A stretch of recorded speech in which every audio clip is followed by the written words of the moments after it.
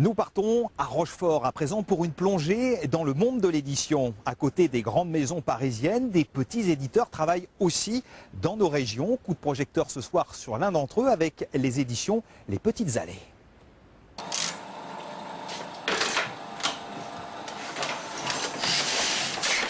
C'est un son presque oublié, le souffle de l'imprimerie typographique.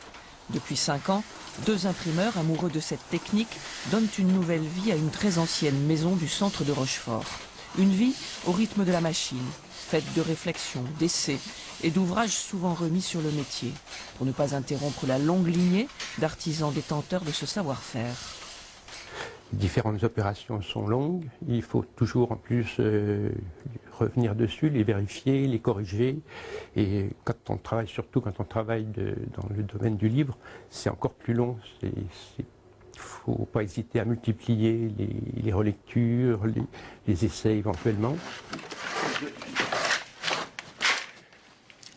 Pour leur jeune collection de petits formats à poster, les éditions des Petites Allées conjuguent sans peine tradition et modernité. Caractère et impression au plomb pour la couverture, mise en page et tirage numérique pour l'intérieur. De courts textes de Pierre Loti, Jack London, Victor Hugo forment aujourd'hui un ensemble original, de belles factures, très soignées. Et on est parti de l'idée qu'on avait une petite imprimerie, donc il fallait que ça soit petit, qu'il fallait que ça soit des beaux textes, parce qu'on aime les beaux textes. On s'est dit d'abord qu'on voulait faire des cartes postales, on en a fait d'ailleurs. Puis à un moment on s'est dit on n'a qu'à faire des livres à poster.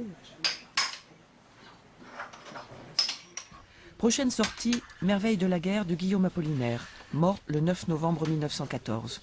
Les livres à poster des Petites Allées se trouvent dans les bonnes librairies, les vraies, à Rochefort et ailleurs.